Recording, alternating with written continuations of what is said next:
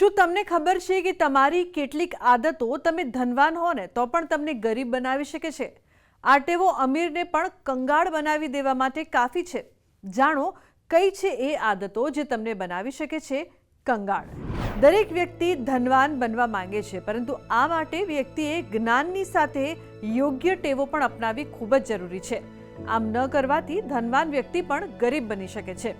આજે અમે તમને કેટલીક આદતો વિશે જણાવીશું જે એક અમીર વ્યક્તિને પણ ગરીબ બનાવી શકે છે. જો તમે તમારી આવકનો એક ભાગ બચાવશો નહીં તો કટોકટીના સમયે તમને નાણાકીય સમસ્યાઓનો સામનો કરવો પડી શકે છે. વિચાર્યા વગર ખર્ચ કરવાની આદત પણ તમને ગરીબ બનાવી શકે છે. આ કારણે તમારે નાણાકીય સમસ્યાઓનો સામનો કરવો પડી શકે છે. જો તમને સિગારેટ, દારૂ પીવાની આદત છે તો આવનારા સમયમાં તમને આર્થિક સમસ્યાઓનો સામનો કરવો પડી શકે છે. જો તમે કોઈના પ્રભાવમાં આવી રહ્યા છો અને તમારી મહેનતની કમાણી ખોટી જગ્યાએ રોકાણ કરી રહ્યા છો તો તમારે નાણાકીય સમસ્યાઓનો સામનો કરવો પડી શકે છે.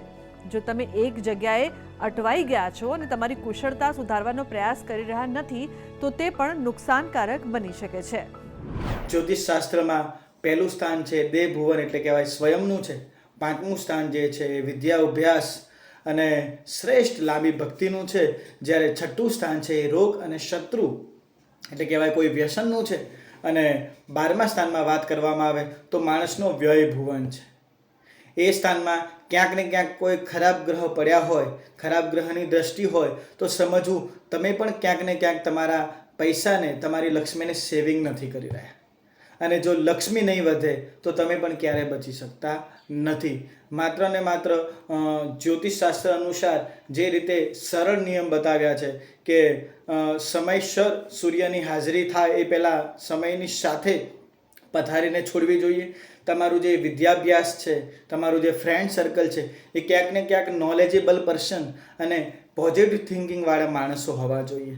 રોગ અને શત્રુ કોઈ વ્યસન એવું હોય જે આપણું રોગ સમાન છે, કોઈ વગર આપણને ચાલતું નથી અને એ પૈસામાં વધારે વ્યય થાય, કોઈ ખોટી જગ્યાએ પૈસા ઇન્વેસ્ટ કરીએ તો સમજવું તમારું છઠ્ઠું સ્થાન છે એ ક્યાંક ને ક્યાંક દૂષિત છે. તો એ ગ્રહના પણ તમારે ઉપાય કરવા જોઈએ. અને વિશેષ કરીને 12મું સ્થાન છે વ્યય ભુવનનું છે.